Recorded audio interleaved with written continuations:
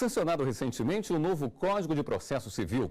Uma das principais alterações é a busca por mais agilidade no andamento dos processos judiciais. Como isso vai acontecer? Quais as outras alterações? Vamos entender um pouco mais sobre o que ele prevê na reportagem exibida pela TV Justiça.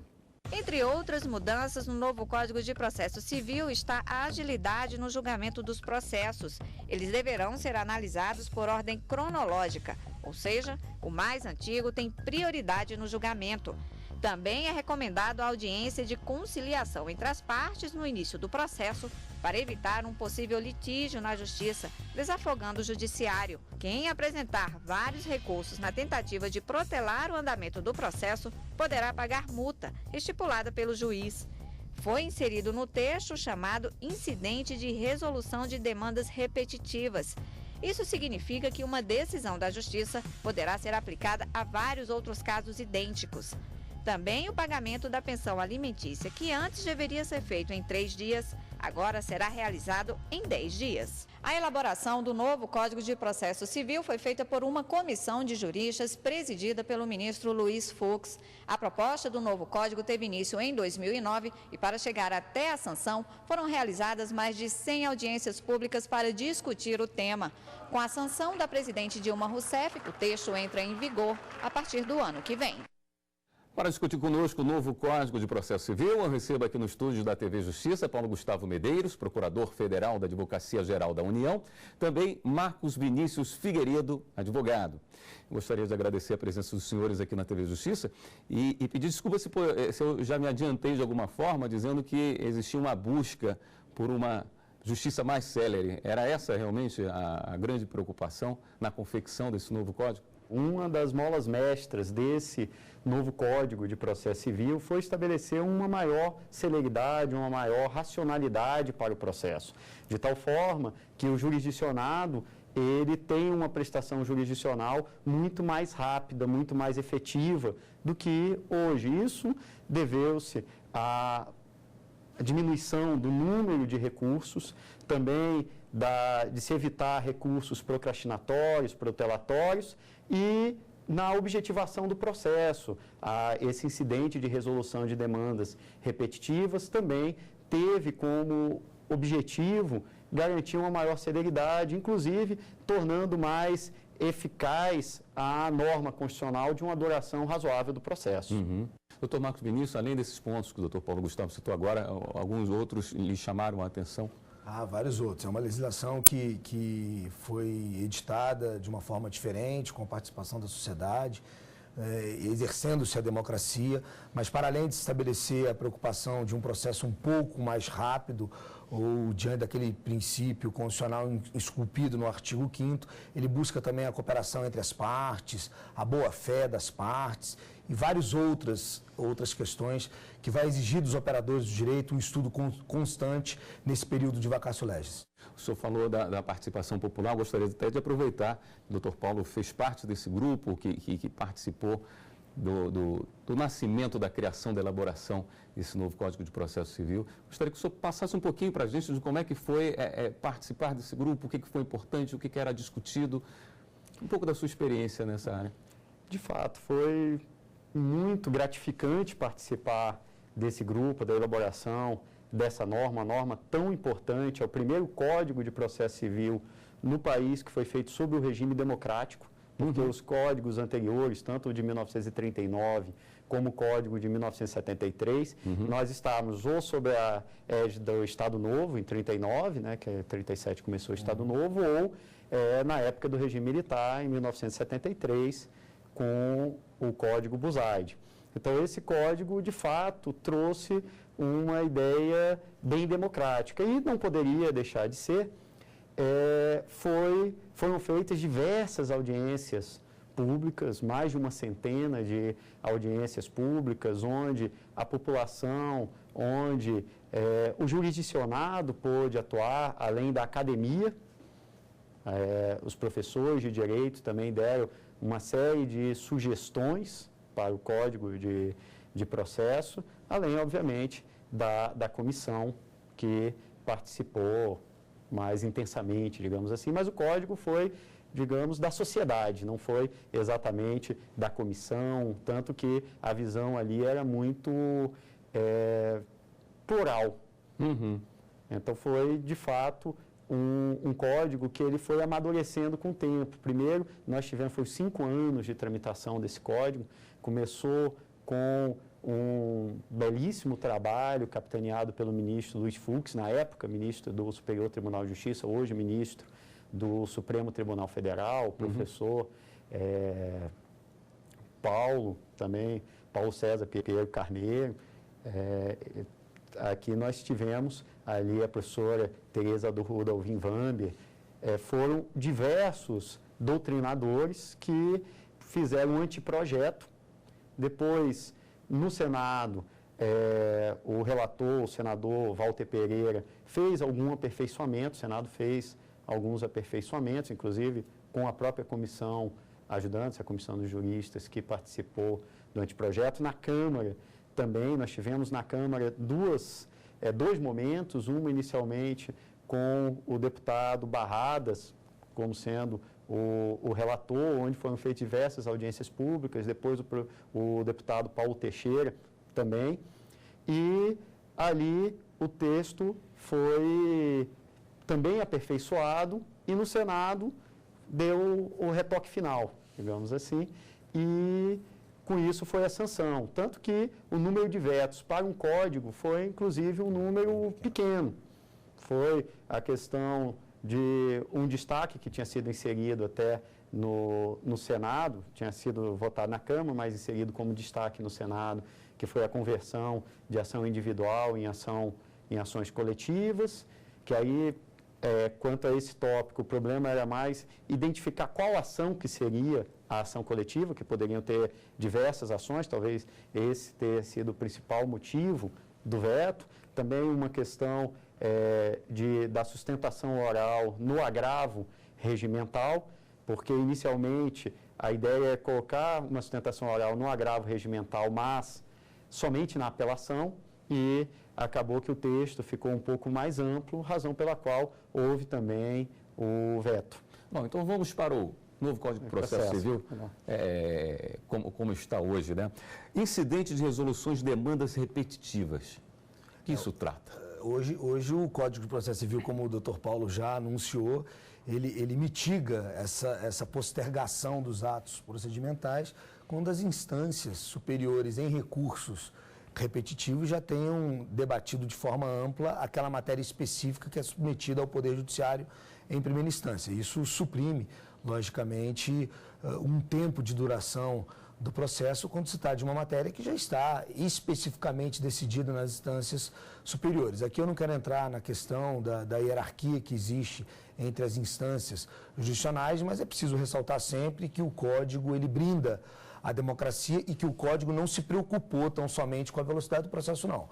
Eu tenho tido a oportunidade de estudar e reestudar esse Código quando ele tramitou na Câmara, no Senado e agora já sancionado, e pude perceber que o legislador ele se preocupou também com uma plena efetividade da entrega da prestação jurisdicional, uma qualidade na entrega da prestação jurisdicional, que me parece muito importante dentro da dinâmica de uma legislação tão recente e que, voltamos a repetir, vai exigir dos seus operadores constante empenho, porque embora vá sofrer críticas, como toda legislação sofre, é digna de muitos elogios. Observar a jurisprudência faz parte também dessa mesma linha de raciocínio?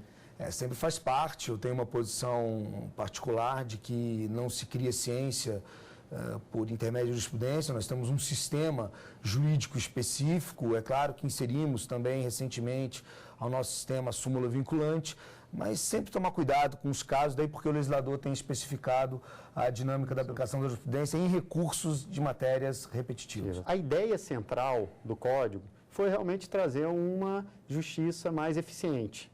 E a eficiência da justiça se traduz por 2 pilares: celeridade e segurança. Aqui a ideia foi trazer uma maior celeridade, mas sem fechar os olhos para a segurança. Certo. E o que nós tínhamos hoje, o que nós temos hoje como sistema? Nós temos os recursos repetitivos, o recurso especial repetitivo, a repercussão geral no Supremo Tribunal Federal, mas ela por si só, ela ainda não é suficiente. Por quê? Porque isso só vai ocorrer no segundo grau de jurisdição. Isso só ocorre quando o processo já está em sede de recurso de natureza extraordinária, recurso de natureza excepcional. A ideia qual foi? Foi já no primeiro grau criar um incidente, que é esse incidente de demandas repetitivas, para que todos os processos fiquem sobrestados e aquele processo, como você está tratando de uma demanda de massa, então uma demanda específica de massa, aquele processo, um processo que seja representativo, na verdade um incidente, a matéria em si, ela vai ser julgada até primeiro pelo Tribunal de Justiça, depois pelo STJ, pelo Supremo, conforme o caso, e aí depois a decisão vai valer para todos os demais processos. Até porque, em termos de volume de processo, a tendência é que o volume de processos cresça numa progressão geométrica, porque a população cresce numa progressão geométrica. Uhum. E o número de juízes não cresce numa progressão geométrica, em especial de tribunais superiores, até porque esses tribunais têm como função constitucional garantir a segurança jurídica. Nós vamos fazer um pequeno intervalo e voltamos já com o programa Fórum. Estamos de volta com o Fórum. O assunto de hoje é o novo Código de Processo Civil. Mas antes de voltarmos para a nossa conversa, vamos assistir a mais uma reportagem. Este servidor público separou da mulher em 2010, depois de 2 anos de casado. O processo foi rápido e sem traumas para o casal. No prazo de 10 dias, a gente foi convocado para uma audiência com o tabelião. Uma reunião que durou mais ou menos uns 10 minutos. E foi tudo muito rápido, muito simples, né? Precisou de apenas 2 testemunhas. E lá a gente assinou o termo e fomos embora sem maiores problemas. O novo Código de Processo Civil ratifica a forma como o divórcio vinha sendo feito. Ele exclui a necessidade da separação de corpos, o que facilitou a vida do casal. A vantagem é que você evita aqueles transtornos, né? Que você tem que estar se comunicando o tempo todo, tem que estar procurando advogado, né? Conversando. Então você ali nessa situação de separação no cartório, você evita muito conflito, muito angústia, né? Quando é que essa nova legislação começa a valer? Nós temos um espaço de 1 ano, né, na Caixa Legis, mas ela já começa a influenciar a vida dos brasileiros de já? É uma discussão jurídica bastante interessante. É claro que, via de regra, a legislação em período de vacatio legis, via de regra, ela não é aplicada, a jurisprudência está nesse sentido. Mas já há forte doutrina discutindo, e doutrinadores de alto quilate, discutindo a possibilidade de, no período de vacatio legis, a aplicação de determinados institutos, desde que não tenha havido uma alteração no que se refere à legislação anterior. Inclusive de posicionamentos já passam a ser consagrados pela jurisprudência. Um ponto interessante, por exemplo, parece ser especificar aos que nos veem agora a interposição de recurso em tempo anterior à publicação da decisão. À luz do Código de 1973 alterado, sofreu alguma alteração em 2002, a jurisprudência não permitia a interposição, o zelo da parte na interposição do recurso antes do período de publicação. Então, é preciso, logicamente, avaliar com um certo cuidado, mas há uma parte da doutrina e operadores que defendem a possibilidade de aplicação de alguns institutos que não tenham um caráter amplamente novo ou distinto do que estabelecia o Código anterior. Nós tivemos mudança de alguns prazos também, né? Sim. Até acrescentando só um pouco o que o Dr. Marcos falou, existem normas que são interpretativas. Então, em especial essas normas que são interpretativas, há a possibilidade já de aplicação. Olhar, né? Exatamente, já não há óbice para a sua aplicação. Com relação aos prazos em si, o principal que ocorreu com o novo Código de Processo Civil, que vai ocorrer com o novo Código de Processo Civil, é que os prazos começarão a ser contados em dias úteis, quando os prazos forem em dias. E isso traz uma isonomia muito maior para as partes, para os advogados. Isso porque, em tese, pela sistemática do Código de 73, o advogado tem que trabalhar sábado, já começa domingo, no final de semana, né? O que é muito sábado, importante. domingo, feriado, justamente por quê? Porque muitas vezes a pessoa é intimada numa quinta, num prazo de 5 dias, terça-feira vence o prazo. A observação da ordem cronológica dos processos é algo que vai ser fácil de ser absorvido?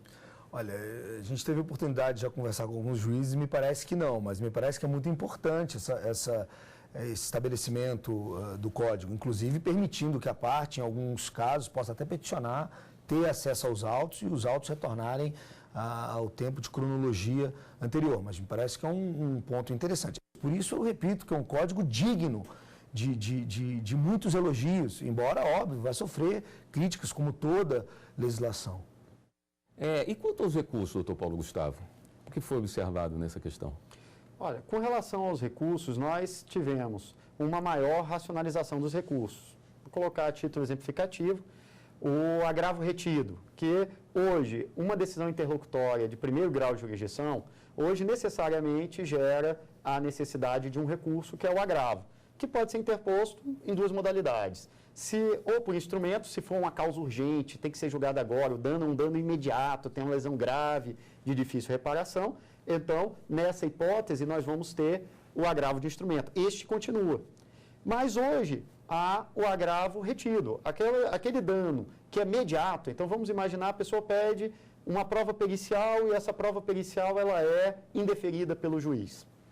É claro, o dano, aquela pessoa não vai sofrer naquele momento. Eventualmente nem vai ter dano. Pode ser que mesmo sem a prova pericial ele venha, ao final, na sentença, ser o seu pedido ter sido contemplado, ser julgado procedente ou improcedente o pedido da outra parte. Então, o que se fez? Ao invés de se ter como hoje um agravo que é interposto e depois ele precisa ser ratificado ao final e ser julgado junto com a apelação, se extinguiu esse recurso e se colocou a possibilidade de tratar dessa matéria na apelação, ou nas razões da apelação, ou eventualmente, se ele ganhou e a outra parte interpôs a apelação, nas contrarrazões da apelação. Então, ele vai poder cuidar dessa matéria no momento posterior. Então, se extinguiu um recurso. Também, ainda com relação a recursos, se extinguiu o primeiro juízo de admissibilidade da maioria dos recursos, como a apelação. Hoje, como é que é interposta essa apelação? Você interpõe a apelação perante o juiz de primeiro grau. Vai continuar sendo assim, mas o juiz de primeiro grau ele vai apenas ter uma atividade procedimental. Então, ele vai abrir vista para a outra parte se pronunciar, uma questão de contraditório, e depois o processo vai subir. Hoje não, hoje o juiz ele recebe aquela apelação e diz qual o efeito dessa apelação. No novo CPC, vai se extinguir esse juízo. Por que se extinguiu esse juízo? Justamente para se evitar um outro recurso. Porque se o juiz não recebe essa apelação, há necessidade de um novo recurso e 99% dos casos há a interposição desse recurso. Então, se extinguiu também esse recurso. Um outro recurso que foi extinto como recurso, porque hoje o maior problema dos embargos infringentes, que é esse recurso que foi suprimido como recurso, mas hoje vai ser técnica de julgamento no novo Código de Processo Civil, está previsto lá no 942, hoje está no 530 do atual CPC, quando tem uma decisão por maioria. O grande problema desse recurso é que as hipóteses de cabimento dele são hipóteses bem restritas. Precisa ser em apelação cível ou ação rescisória, precisa ter julgado o mérito e precisa ter alterado o mérito anterior. De tal forma que tem uma grande discussão sobre questões como causa madura, questão como efeito translativo, que muitas vezes não se tem um questionamento acerca do cabimento do recurso.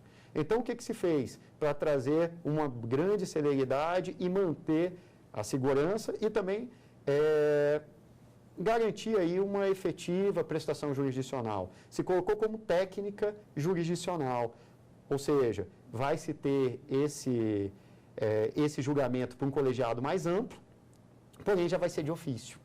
Já vai ser de ofício por quê? Porque a via excepcional, que é o recurso especial, o recurso extraordinário, não pode tratar de questões de reexame de prova, de reexame de fatos. E, muitas vezes, você vai ter justamente a discussão de um fato em que dois magistrados entenderam de um jeito, dois desembargadores entenderam de um jeito e um entendeu de outro. Então, é preferível levar isso aí para um colegiado mais amplo. Doutor Marcos Vinícius, no seu entender, quais foram os grandes avanços no novo Código de Processo Civil? Se eu pudesse, em curto tempo, estabelecer um adjetivo ao novo Código de Processo Civil, eu diria que o Código de Processo Civil ele protegeu de forma ampla o devido processo legal.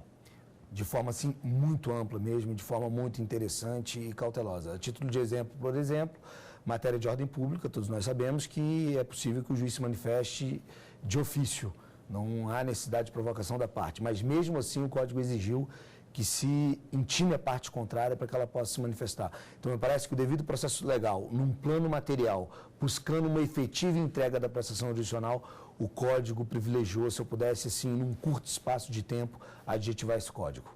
O senhor me permite lhe perguntar o que lhe desagradou? O que me desagradou? Claro que permito. Na verdade, eu tinha uma posição concebida a respeito da supressão de recurso, mas eu não tinha ainda me debruçado sobre o viés da concepção jurídica e técnica que me acaba de colocar o Dr. Paulo. Veja que no Estado Democrático de Direito, se você pegar uma doutrina clássica sobre o tema, se diz, olha, em Estado Democrático de Direito você não suprime direito. Se as partes não têm, se o advogado não tem a responsabilidade de interpor o recurso dentro da possibilidade, óbvio que o advogado não garante resultado quando ele tutela um direito de uma parte. Mas é claro que ele precisa ter a responsabilidade de saber se aquele recurso ele não vai efetivamente postergar a entrega da prestação jurisdicional.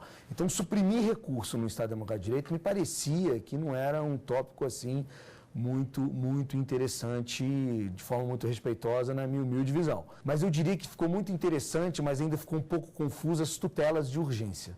Nós tínhamos uma dinâmica um pouco mais objetiva hoje das tutelas de urgência, de se poder fazer na mesma petição inicial hoje, com a alteração de 2002, inclusive, tutela antecipada de medida cautelar, embora haja um imbróglio doutrinário. Hoje me parece que está um pouco confuso. O legislador permite que, numa tutela antecipada, você só peça a tutela antecipada e depois venha aditar a petição inicial sobre o tema. Então, é uma crítica, obviamente, muito respeitosa, mas se fosse uma crítica que pudesse estabelecer a você, seria essa. Só para fechar o nosso programa, o Código de 73, ele esteve presente por mais de 40 anos e sofreu algumas críticas, entre elas de ser uma coisa de retalhos, de ter acontecido muitas mexidas. O senhor acredita que esse Código deve durar tanto tempo, vai receber esse tipo de crítica, ou ele realmente não é feito para ficar 40 anos em atividade? Não, a ideia é que fique por bastante tempo. O Código de 73, até ele recebeu várias críticas, porque foi um movimento que foi feito desde 94, de várias micro-reformas do Código de Processo Civil. Então, a Lei 8.950, já em 94, a Lei 9.132, 9.756, 10.352, 10.358, 10.444, aqui nós teríamos até a 11.187, até mesmo depois, a 12.322. Então, tivemos aí diversas leis que alteraram o Código de Processo Civil. O novo Código de Processo Civil já incorporou aquilo que deu certo. Só para fazermos uma comparação, no Código de 73, o agravo de instrumento foi mexido foi alterado 3 vezes. Foram 3 alterações de 94, de 95 para cá. Então, se pegou aquilo que deu certo e se contemplou no Código de Processo Civil. Então, a ideia é que realmente esse código dure. Agora, a ideia é que, como o processo ele é muito dinâmico, aí só o futuro vai poder dizer se ele vai ter realmente uma longevidade de 40, 50 anos ou mais, ou se vai se ter uma alteração aí na sociedade que gere a necessidade de alteração do código. Até porque a sociedade de hoje é bem diferente da sociedade de 1973. E, consequentemente, nós temos hoje, podemos dizer que o nosso código é um código extremamente moderno. Então, o que há de melhor, acredito eu, no âmbito da doutrina. Se pesquisou na doutrina alemã, se pesquisou em outros institutos que nós temos fora do Brasil. Inclusive, eu cheguei até a citar aqui a ideia da incidência de demandas repetitivas, que é muito inspirado no Mr. Verfahren lá, alemão.